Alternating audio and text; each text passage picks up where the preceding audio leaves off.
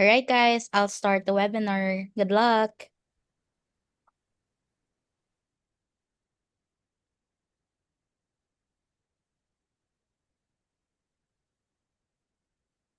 Hello, everybody. Welcome, agents, students, and whoever else is watching. My name is Mark. I'm head of sales for Study in Asia, and today we have an amazing webinar.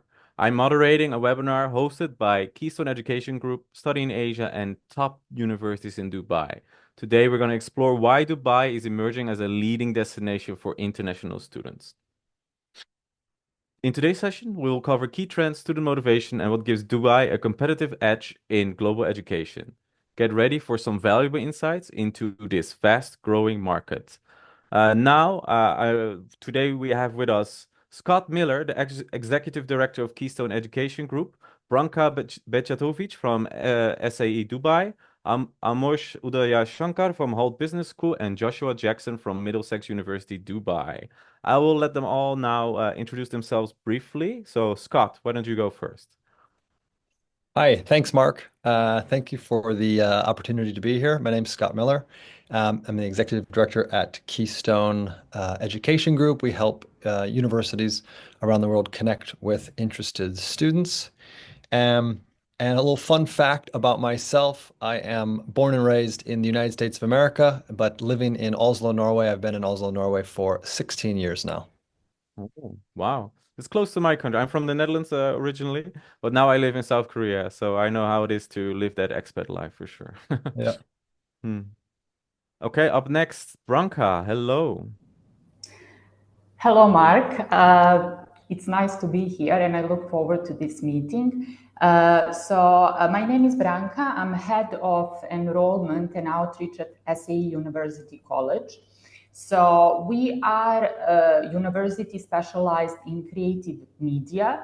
So, all our students that we have here, they are creative minds, they are passionate in art.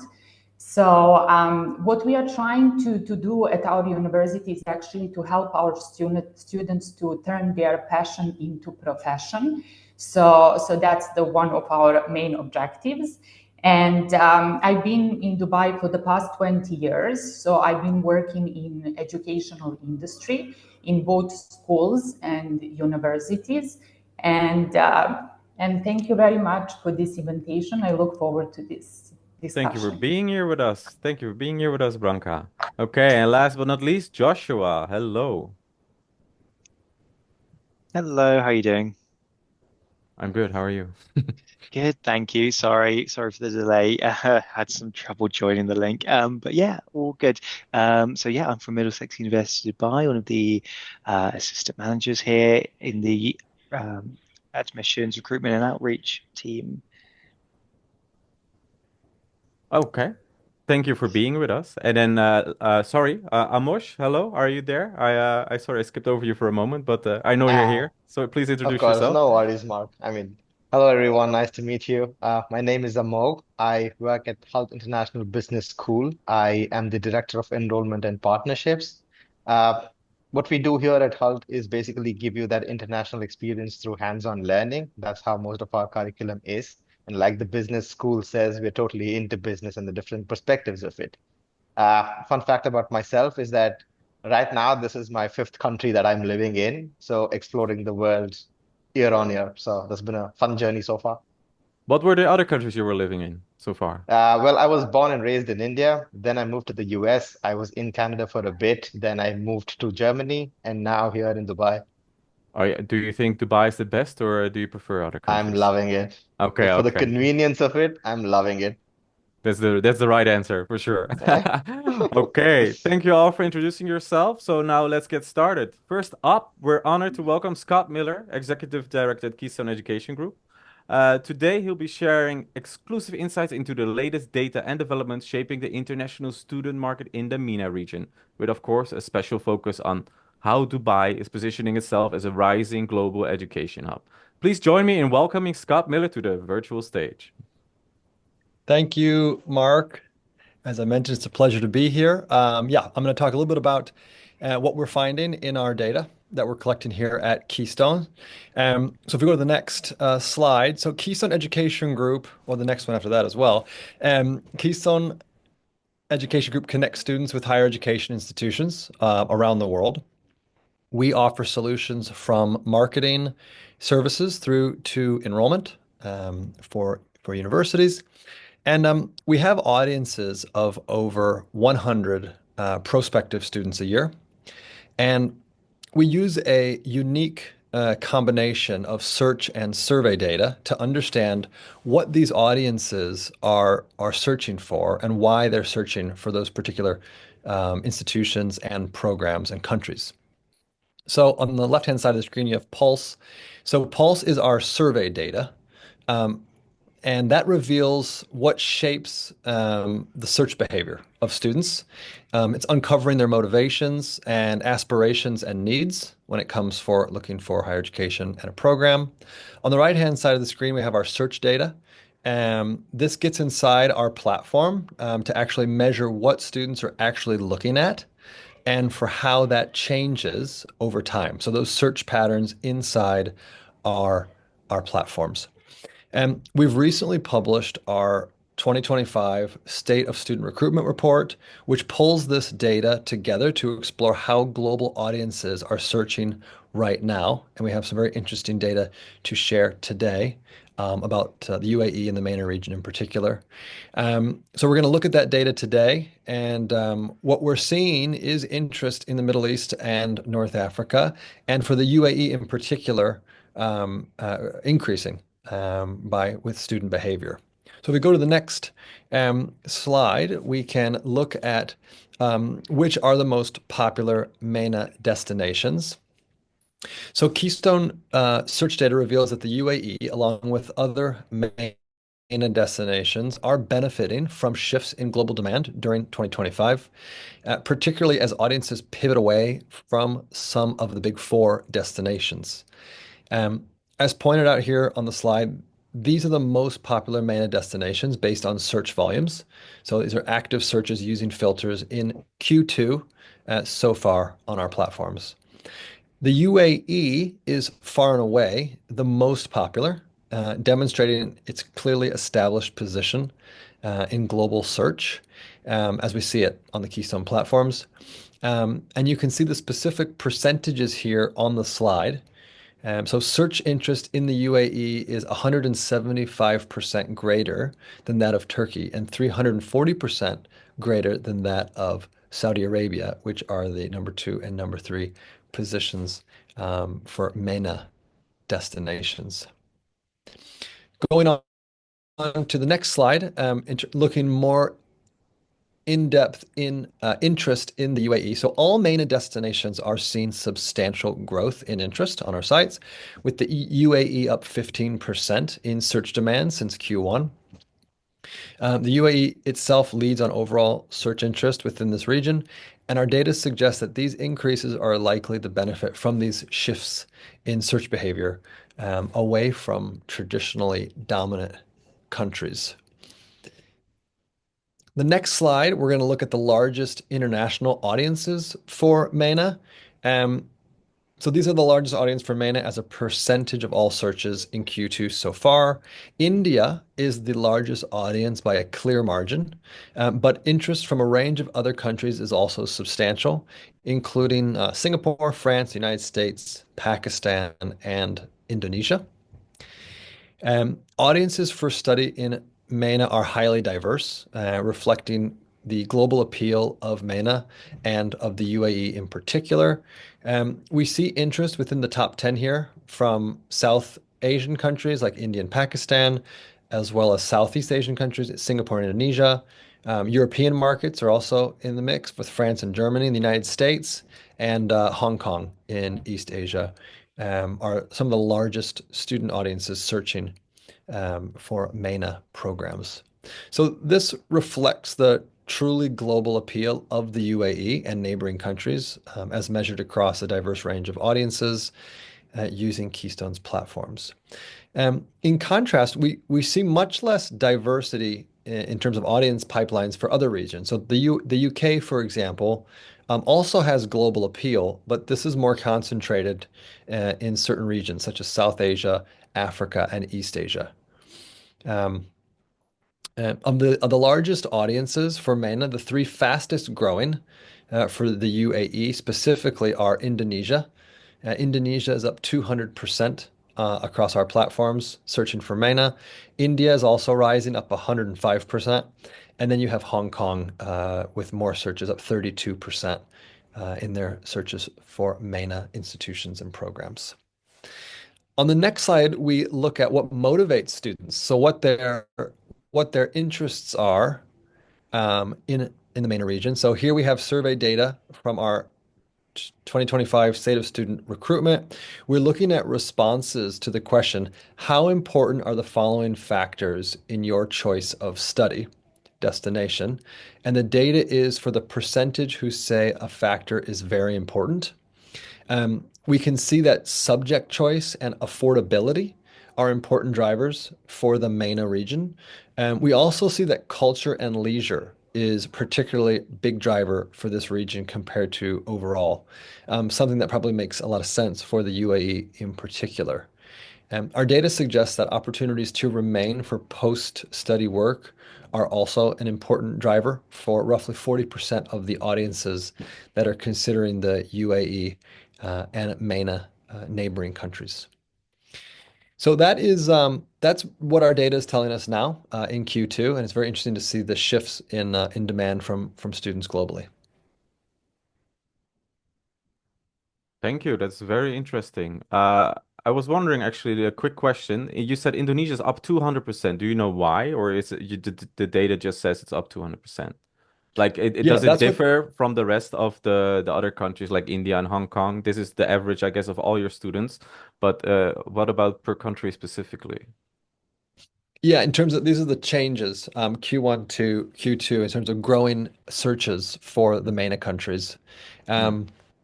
What we're seeing is shifts in where Indonesian students are searching. We think that's the biggest driver behind Indonesian search growth for MENA countries. So they're considering that region of the world much more than they did in the past when they searched for other types of other countries. Interesting. Okay, thank you for that enlightening presentation. So I would like now to reintroduce the speakers to join our panel discussion. I've been really looking forward to this. So let's hear directly from the people who live and breathe this work in Dubai every day. So we're joined by experts from top Dubai University to share what's driving student interest and how the trends are evolving. Plus, Scott Miller will also join us for the discussion to offer insights into how digital tools are boosting the global student engagement. I think this is going to be an exciting conversation. So let's welcome our panelists and get started. You guys all back? Okay. So let me start with a question for Branka, basically. Based on your experience in Dubai's higher education landscape, what are the most common motivations students cite for pursuing university degrees at, for instance, SAE?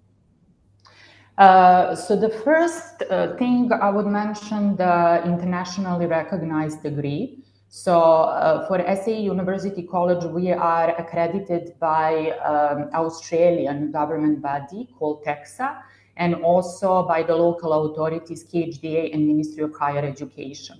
So for our students after the graduation, they have an option to study master's degree elsewhere. We also offer a master's degree in our campuses in the UK and also Australia. So we have 47 campuses. So we are the global university and in 23 different countries. But we noticed actually that there is a high interest in Dubai campus in the past 1 year, especially due to the visa, regulations in the Western countries. And as you know, in Dubai, it's much easier for the students to obtain the visa. Second thing that I feel that it's very important, it's employability here in Dubai. So for a creative media industry, for example, in 2021, the UAE government launched the new strategy, which is actually for the UAE to become the global hub in the creative industry. Creative economy.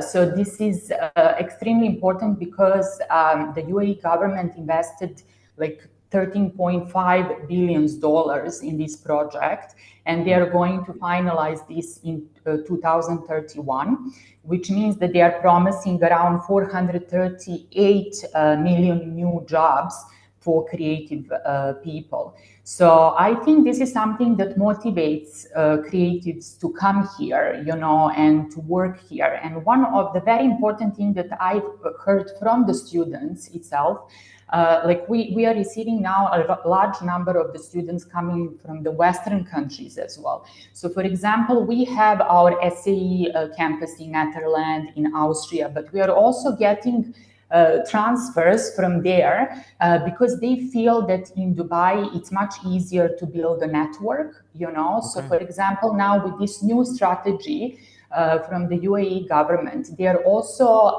encouraging companies, creative companies, to move to Dubai and to establish their business. So for example, for our students from our university, they have an opportunity to do internship with the companies like Ubisoft or Landmark. And this is really a great opportunity for them as a preparation for the transition to creative media industry. So this sounds like great opportunities for SAE, especially with all the support for all the creative industries. And then I'm wondering, Amor, do you feel the same, or do you have any other experience when it comes to what the students is motivating them to come to Dubai and attend HALT International Business School? Wait, your mic is muted. Sorry. Sorry, am I audible now? Yes, I can hear you well. Great. So apart from what Branka said, I would like to add a few more things, which is, I mean, given the expat nature of UAE, a lot of companies are moving in, which is first of all creating opportunities. You know how safe Dubai is, so you don't have to worry about a lot of things. It is globally well connected, and it's just not companies coming in from the nearby countries, from all over the world. They're coming in. There are like multiple domains that you can work in, like starting all the way from tech to sales to development. There are so many things that you can do. And me, who's like venturing into a new business of late, I know the opportunities that are available right now. So anybody can move in, you can explore. And then even we have the global rotation program to the US, to the UK. So students like are moving into Dubai as well, exploring things, going back, comparing things, feeling more safe here in the UAE. So that's what I would like to add. It sounds like they are finding themselves basically when they go to Dubai. Yeah. Oh, that's Yeah. great. Joshua, what about you? Do you see what is the motivation for your students? Yeah, I mean, people love coming here. Love coming to Middlesex, love coming to kind of Dubai Knowledge Park because there are a lot of universities here. And there's just a great energy, I think, between university students here, although it is obviously competitive because we have, a saturation of universities perhaps, but that energy is shared across the students here. And yeah, like we have said, we've got the safety and the job opportunities. I think the other thing is the quality of life. I mean, you have a very good kind of cost to living ratio, for example. Compared to, for example, where I'm from in the UK, we spend maybe 40 to 50% on our rent, for example. In Dubai, it's about 30% you spend between kind of rent versus wages. And that can be, really, really useful for people when they're coming here. And, maybe not, it might not be something people initially think about as students, but, coming in to study as a postgraduate or work after that, think about life after study, it can be a real motivator, to come to the UAE. Okay. You mentioned saturation of universities, but then for all the student recruiters watching this webinar, that means there's a lot of opportunity for students to go study in Dubai and a higher chance of getting in. So keep that in mind. Okay, next question. How do you see factors such as employability, entrepreneurship opportunities, and industry partnerships in Dubai influencing students' educational choices? Branka already covered that in her last answer. So, Amos, what do you think about that? Yeah, I mean, like I said, since I'm venturing into a new business, I'll talk to you from that perspective. And if you want to like get into a new industry, and if you want to start something of your own, you can create employability. It starts from there. You don't have to be employed. So the spectrum of what you can do versus what you are offered in the country is pretty wide. So I would like to say your opportunities are very nice here. It's good to see that entrepreneurship is like encouraged in Dubai. I've been in Asia for a while and it's not encouraged everywhere as much as it should be, in my opinion. So that's good to hear. Do you agree, Joshua? I do, I do. I think because of Dubai's extensive kind of influx of what they call free zones, Hmm. which allow people to set up businesses relatively easy. And yeah, I mean, I know a couple, two or three of our degrees have entrepreneurship in the title, and even have kind of business startup as part of their third year modules. And that's really good because it's clear that people do want to come here and start a business, or they want to take on a small business and have it grow. And Dubai is really pro business, I think. It's clear from since when I've been here, some of my previous roles was in real estate, and as you probably know, that is a booming business in Dubai. There's buildings constantly going up, and they want more people to come in, and yeah, that everything like that increases the employability and the businesses coming in. Um, yeah, Okay. it's brilliant, and that is definitely going to influence students' choices when they look at what degree or what they want to study. Hmm. Perfect. Yeah, I totally agree with you. So let's make it happen for Dubai. Branka, I have a other question for you. There's a lot going on in the world right now. It seems there is more turmoil than there was before, uh, in places we haven't even thought of. So how do you think the political climate in neighboring regions affects students' preference to go study in Dubai versus going to the more traditional places or just anywhere else?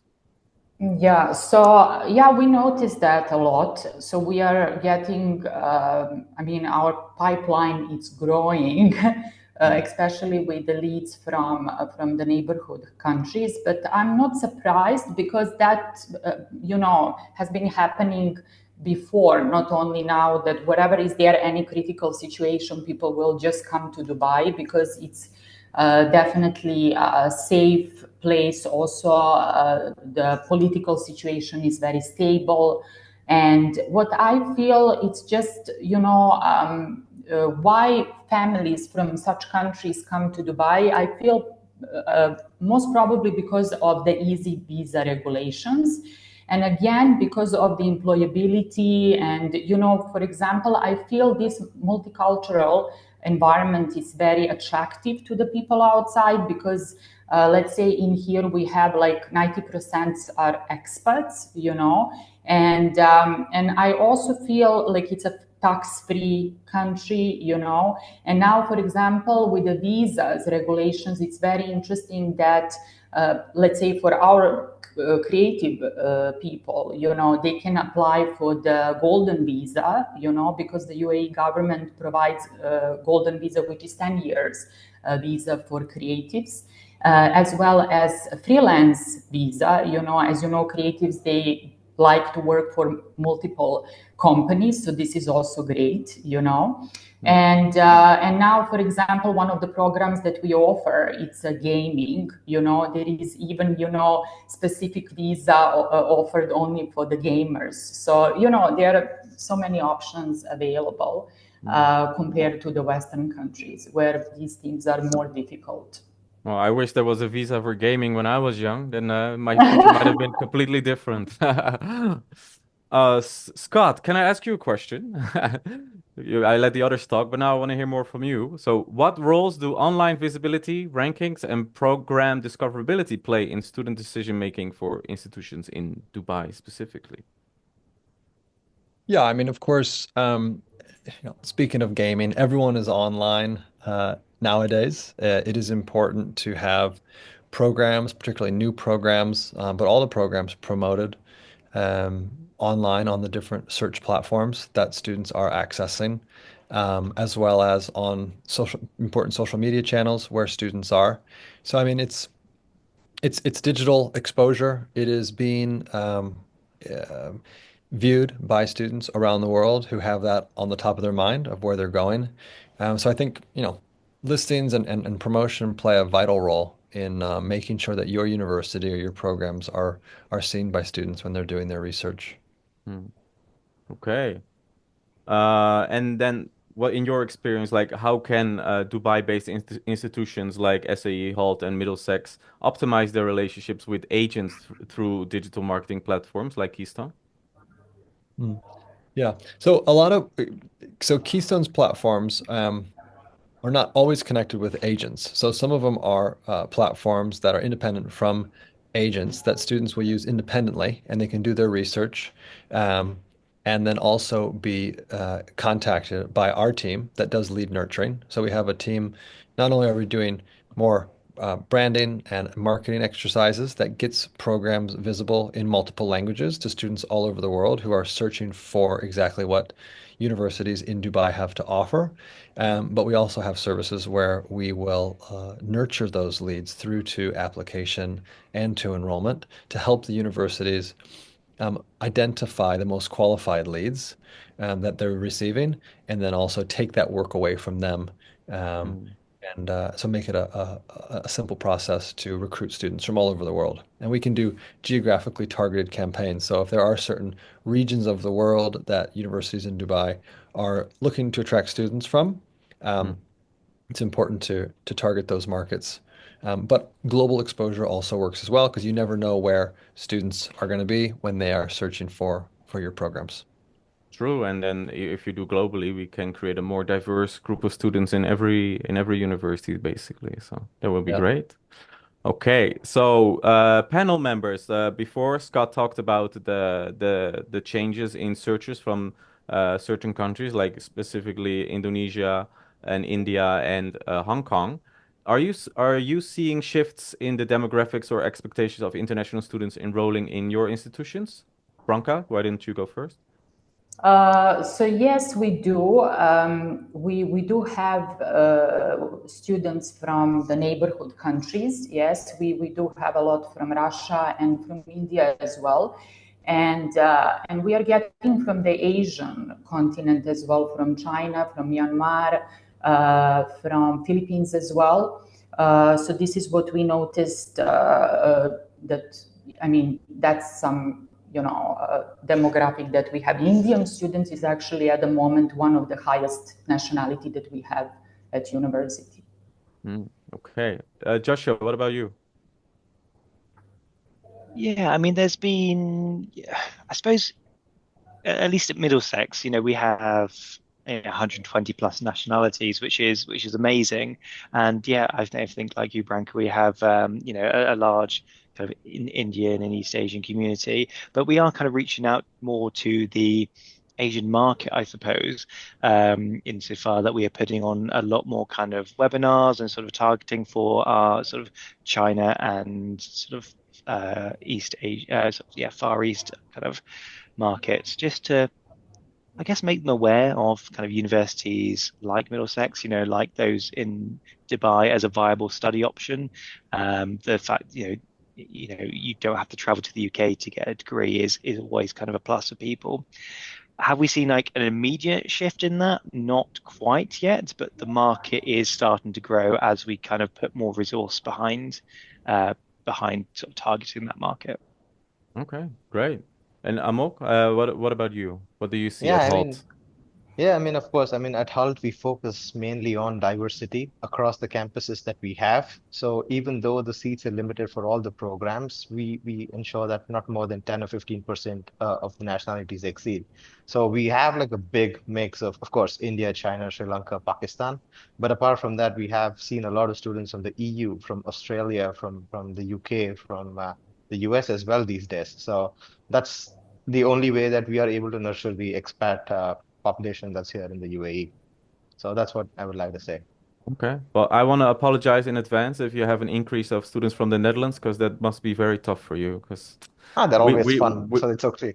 okay, we can be very difficult, that's for sure.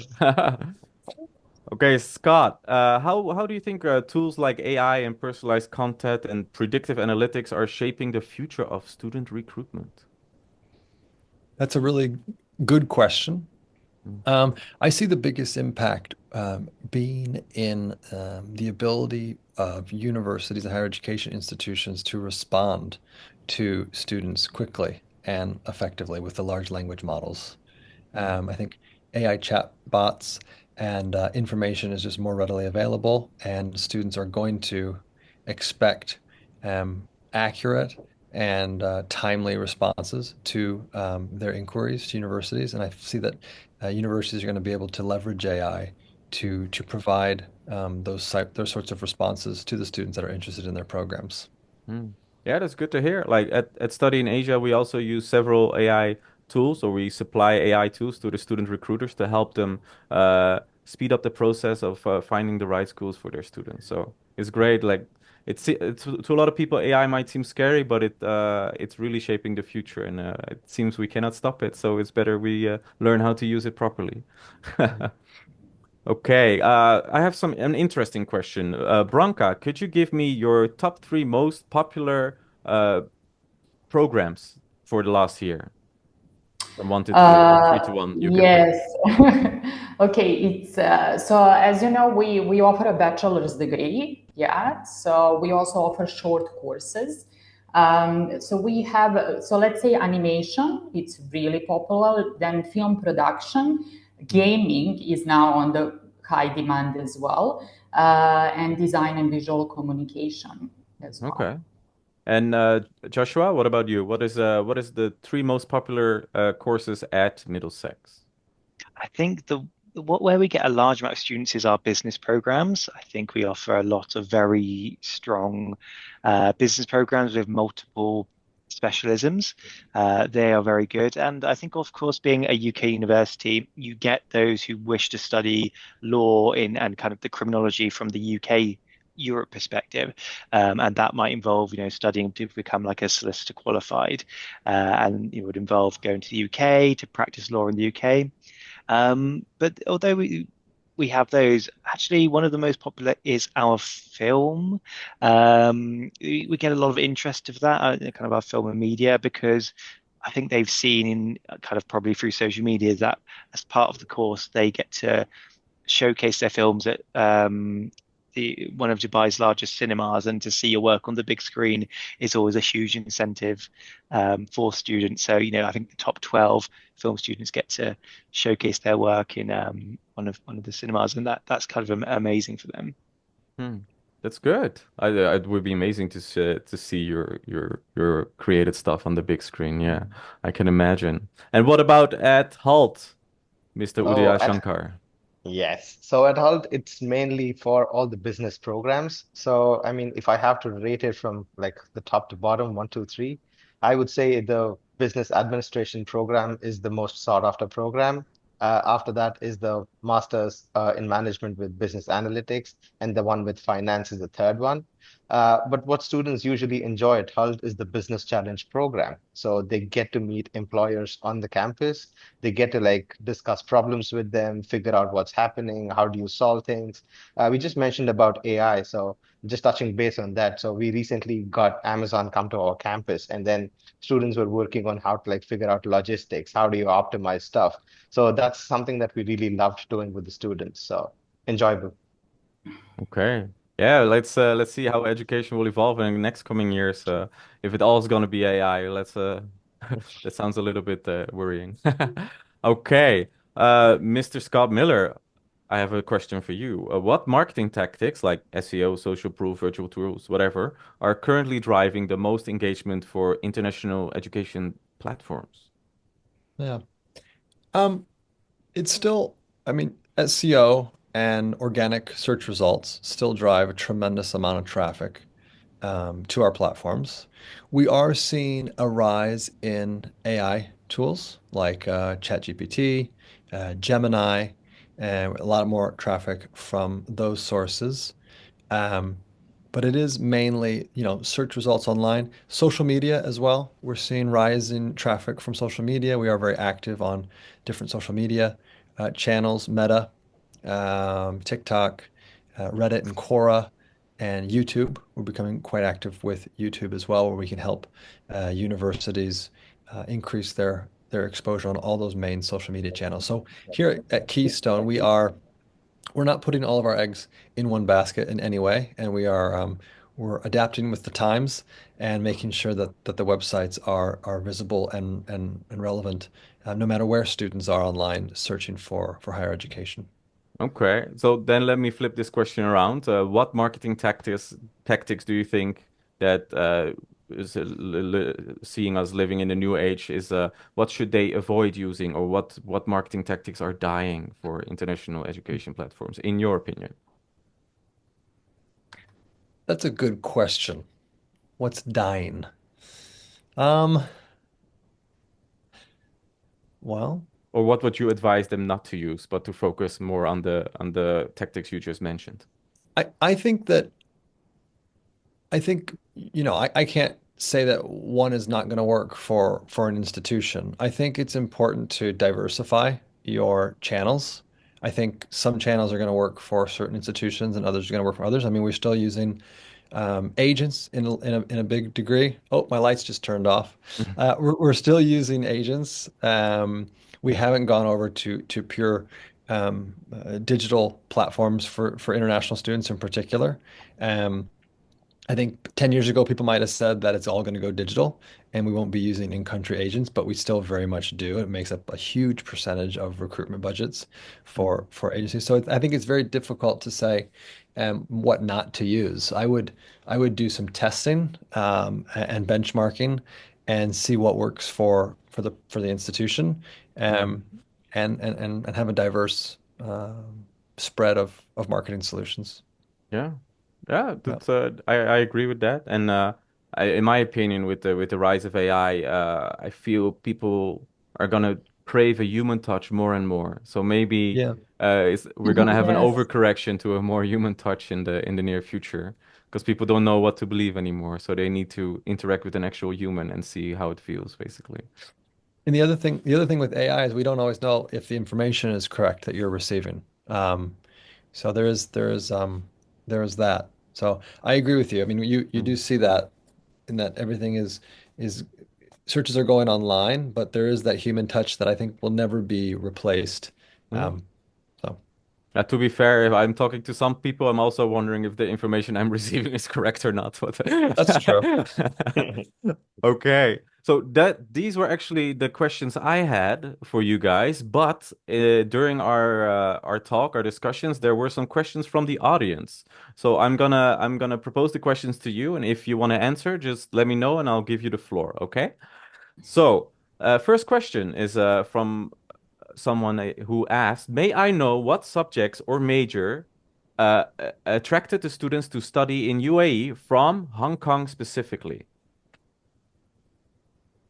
So I'm guessing this is a student recruiter from Hong Kong who's trying to figure out what is the most popular for the students from my country. So students from Hong Kong, what are they studying the most at your school, if you have access to that data? Well, I would like to pitch in though, Okay. because I saw a couple of students and we were discussing about this recently. Uh, I mean, not just Hong Kong, I mean, all the countries in that particular belt, they usually go for our management programs. I mean, they are just doing the core management program, trying to understand what are the different perspectives of it, what are the specializations they want to do based on their interests. Because what a lot of students do is they just want to come here for finance, and then during the program they realize, oh yeah, AI, they use it in finance, they use it in regular business. So let me expand that horizon. So they end up doing like business analytics. So that's how things have progressed at Hult. So that's what we see in terms of the progression. Okay. Does anybody else wants to pitch in on that? Do you any Hong Kong specific data? We don't have Mark at Okay. SAE. Just to... I, Okay. I don't have it right here with me, but we do have it Mm. at Keystone. I don't have the specific numbers with me, but we would definitely be able to find that for you based on the search results from our website. So if you want to reach out directly to me after the webinar, I'd be happy to direct you to the right person. Okay, perfect. Thank you very much. Uh, Joshua, did you by any chance know about your Hong Kong students or Yeah, not? interesting question. I don't have the data, but a lot of students from that area, I think, like Holt, will also be looking at our business management program as well. Either that or strangely, or interesting enough, our law program, and they're looking at kind of the international or commercial law there. That tends to be kind of, I don't know about Hong Kong specifically, but that area does seem to bring a lot of kind of international law or business, BBM. Okay. Thank you for clarifying. I'm sure the student recruiter from Hong Kong will reach out to some of you to get more information. I have a very specific question here, so I hope it's answerable to somebody. So, can a student who graduated from a local Malaysian school, so not IGCSE or IBDP or the likes, but a local school, can they apply directly to an undergraduate program, or is a foundation program required I for could them? probably give you a little bit of information on that. Okay. So, I mean, as with, I guess, many universities, we equivalize results from different countries. Us being a British university, we would kind of equivalize that to what would be A level or equivalent. I know for Malaysia, they would need basically what's called like a matriculation certificate or the Malaysia Higher School Certificate. I think it may also be known as kind of Malaysia Form 5, essentially. Basically, anything from in the unification certificate at a senior level would potentially get you direct entry into undergraduate program. So Okay. yeah, I know Malaysia has kind of a lot of different different names or levels of study, but yeah, it's kind of one of those Form 5 unified examination senior level certificates should, at least for us, equivalize to the A level system to allow direct entry into undergraduate. Okay. And then to attach to that, can the student also be exempt from the English requirement, or is that not possible? They could probably, would they be exempt? I think they would, if they did, there's something called the UCLES 1119 syllabus, and if they're doing that, now I don't know what that is myself because I haven't had that come in specifically, then they could be English language exempt, but most people do the IELTS or TOEFL or Pearson English language test, and that is kind of the easiest thing to do, recognized by most universities. Thank you very much. Do Branka or Amos do want to add something to that, or you think that sort of covered it, what Joshua said? Yes, so I actually checked our Malaysian admission criteria, and it says that we accept STPM with a minimum of 6 points taken from the best 2 or 3 subjects, or UEC with a total of 20 or lower from the best 5 academic subjects. So for the English, we need the same requirement as Joshua mentioned. So we accept IELTS, TOEFL. We can organize also the test for them from our side if needed. Perfect. Thank you. Amos, what about you? Great. Anything to we add? also require the English proficiency. So, we accept the multiple platforms through which the students can attempt the English exam, but it's a mandatory part of the process. There is a band for each of these things, but they will get to know all of these information once they start applying for the process. Perfect. Very clear. Okay. Now we talked about it a little bit, but what are the chances of getting a job in Dubai as a foreigner after graduation? We know about a third of them stay to work, but what are the chances of getting a job? Is it like really easy, or do you have to work for it? Who wants to go first? I can go first. Okay, Branka. So for creative media students, as I mentioned at the beginning, now this industry really is growing in the past few years. And we noticed that for the graduates and our alumni, also employability rate increased. And we also see that our graduates get job, within 6 months of graduation. So this is really very positive. But I think the most important thing is that during their study path here at SAE, they also have an opportunity to work. And this is something that we encourage a lot. So for example, we have a really strong partnership with creative media industry here in Dubai and Abu Dhabi. And our students, we introduce students to this network. We are trying to give them more exposure on the market. which means that the students will participate in the different competitions. Also, we do festivals. What Joshua mentioned, we have our own film festival that lasts for 3 days, for example, and then the students can showcase their short movies, and then we have people from the film industry coming and judging their work and all that. It's very important because this is how they build their network, and also they do internship on the last year, which is 3 months long, okay, and they usually do with the companies with whom we have the partnership, and then this internship actually turns to the full-time job very often. So this is just from my side. Okay, so the main takeaways would be network during your studies, try to work during your studies and build more connections as well as a experience, and do proper internships in that relate to your studies. And then your chances of getting a job after your studies increase tenfold, basically.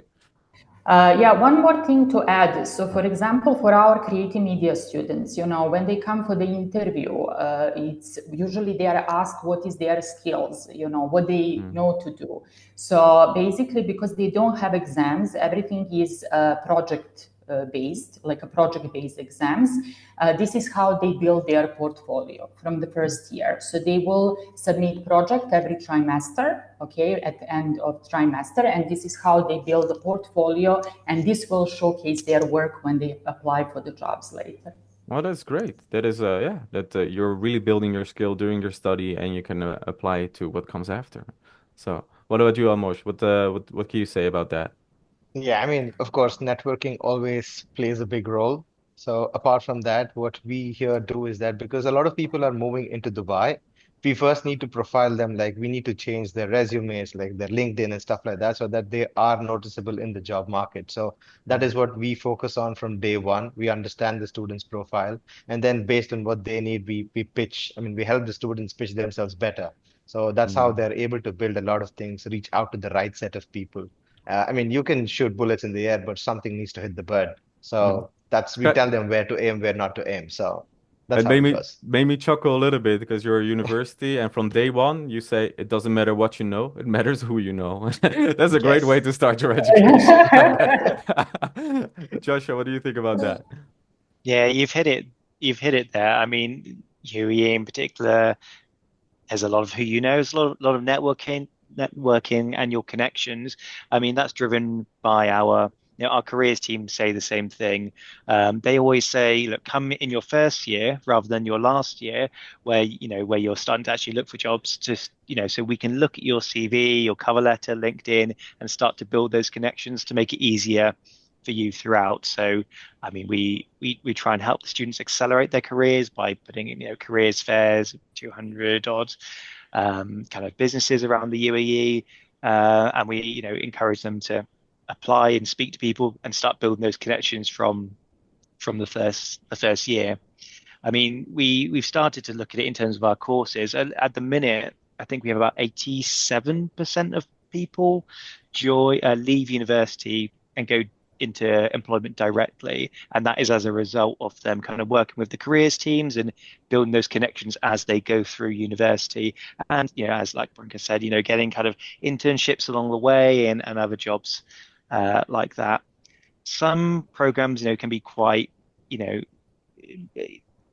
job market might be more difficult to attach themselves to. For example, the technology market can often be quite hard to hit in Dubai, and we help with that. But then we also might suggest other degrees. We've just launched a sports program, for example, and looking into that, taking those more kind of niche degrees such as sports science. Those markets aren't as heavy in Dubai, and sports graduates tend to kind of go into get full-time employment within 6 months of leaving university, just because sometimes it's a little bit more niche.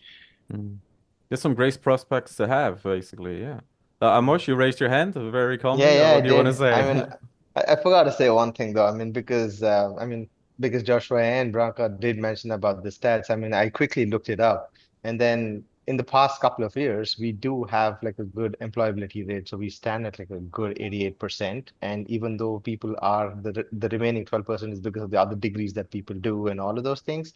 But like I mentioned before, the business challenge that we do is, since it's a mandatory part of the entire curriculum, that's where students are meeting employers. So they can convert that to part-time jobs, full-time jobs, build your network. So that's how the progression goes. Okay. I can see the three of you, like a student fresh out of high school comes to you with their resume and you just tell them it's trash and you gotta fix it. Like poor high school kids. Okay. Ouch. Ouch, yes.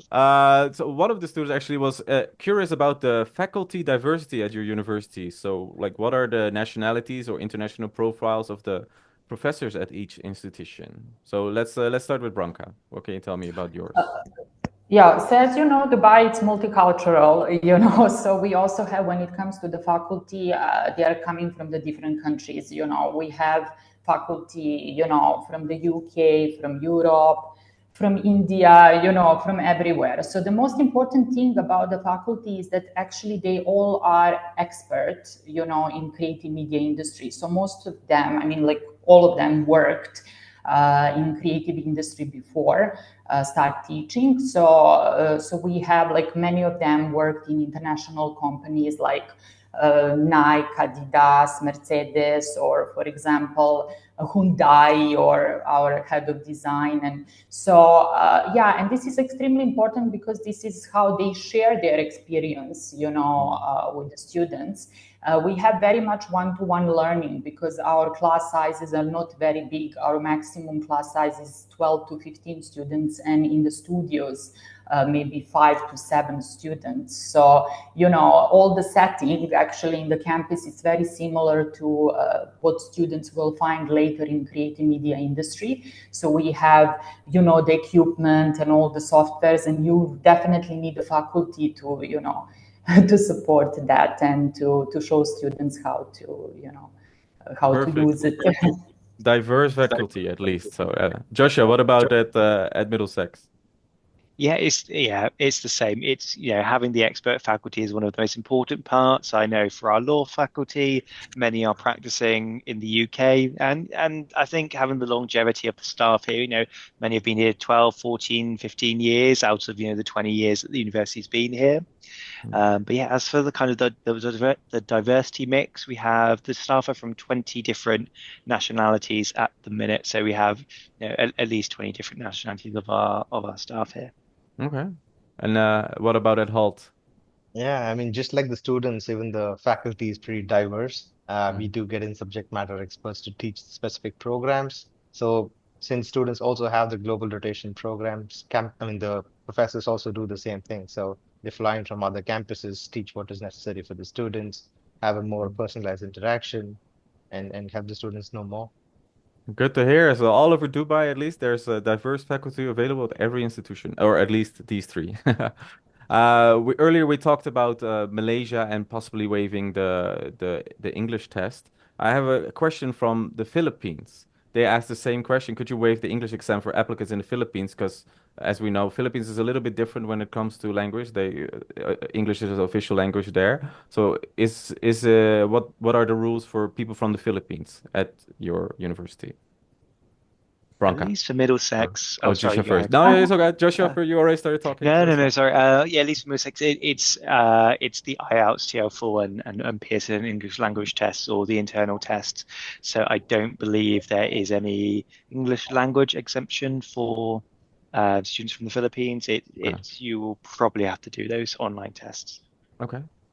Branka, any other? Same here, yes. Unless they are coming maybe from the British school or international school, then we can ask for the letter from the school that states that the student attended the school where the English is the language of instruction, and then we can consider that. Usually students from Philippines, they do take English proficiency test, but if they can provide this letter and coming from this school background, like for example, I know in Thailand, for example, there is so many international schools, and it works very easy when it comes to this transition. So I believe with schools in Philippines is very similar Yeah. situation. Like I have a similar example. Like in Korea, you can only be an English teacher if you're from the six native countries, but they make an exception for people from India, people from the Philippines, if they can show that they had an international, like an English education in their home country. So it may be similar for the students. Amo, do you have anything to Yeah. add there? No, No? it's the same for us as well. So Same. no Okay. difference in that. Okay. There is an elephant in the room, and I'm gonna address it now. Like especially the last 2 weeks, there's been rising conflict in the Middle East region. Uh, we've been talking now for a while, but do you still think regarding the last 2 weeks that Dubai is still a viable destination to go to, or should we be more careful? Joshua, you could go first. Sorry. It certainly is. I mean, an amazing place to be. I mean, yeah, we've spoken about it. There's been kind of internal conversations, but as far as we have, or I've learned from the outcome, there, if anything, we are welcoming students from other areas to come to the university, come to Dubai. We still feel like it's a brilliant and safe place to be. The UAE is, a very strong, global power still, and a good place to be, at least, from my Okay. understanding. Hey, Branka, do you have anything to add to that? I do agree with Joshua. I mean, I've been living in Dubai for the past 20 years, and it's being, female, from European country. I never felt more safe, and I mean, for in the past years, there was also conflict happening, in neighborhood countries and all, but it never affected UAE, and we have more and more people actually coming and moving here. So yeah, and the more schools opening every year, like for example, I can see like 10, 15 more schools opening every year, which means that the population is growing, and and the people from everywhere in the world are moving here. Okay. Amos, what about you? Before I go to Joshua, Amos, you can go first. Yeah, I mean, Dubai is definitely more safe and stable compared to what's happening outside. So the political uncertainties are not so much. So definitely increases the attractiveness both for Oh, local and international students. okay. And Joshua, what did you want to add? The one thing I want to add is, I mean, most recently, kind of with the situation in the US, I know at least with the visas, lots of international visas are paused or revoked, and that led to kind of an increase to, universities from China, Middle East, and other areas who would be the US takes a lot of students from that region, and I think because of the visa issues, going to the US, a lot of students look to universities in Dubai or like ours or other British universities or American universities in the UAE to obtain their degrees rather than flying to the US because Middlesex, this is the Dubai campus, our home campus is London, but it's the same degree you'll get, and it's great that students are looking to explore those other options when perhaps countries that they may not be able to study in are unavailable. Mm. No, that makes total sense. Okay, that was the Q&A portion of this session. I have to go to the next slide now, so please hang on a little bit. We had a lot of agents watching and seeing you guys from Dubai universities talk about your schools and your programs.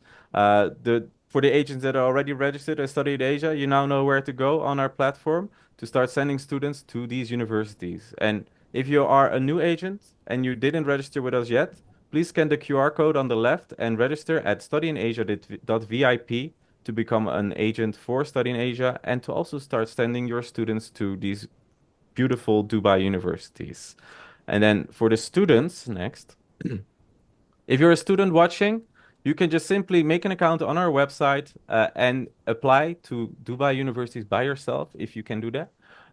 Please scan the QR code on the right. Go to our website, studyinasia.co. You can check all our programs. If you search for Dubai or the specific school name that you saw today, you can find their programs and you can directly apply to the university by yourself.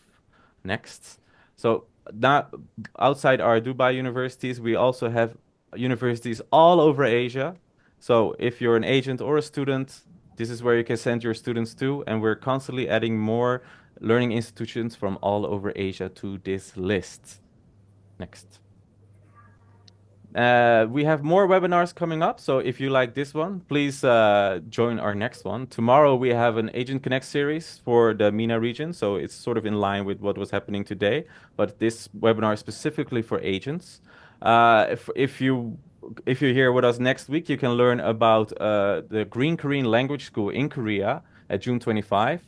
And June 26th, we have another Agent Connect series for East Asia schools. So if that sounds interesting to you, just scan the corresponding QR code, and then I will see you at those webinars. And lastly, I want to thank our speakers one more time, Scott, Joshua, Branka, Amos. Thank you for all the information you gave to the students, all the questions you answered frankly and honestly. I had a great time with you guys. I hope you had a great time too. And I hope to see you again in the future. Thank you. Thank you. Thank you. Thank Thank you so you. much. Okay, so this concludes our webinar. If you want to learn more, you can always reach out to me, mark@studyinasia.co, or just come to our website and check everything out. Have a good evening, and I hope to hear from all of you soon. Okay, Thank you. bye-bye. Bye.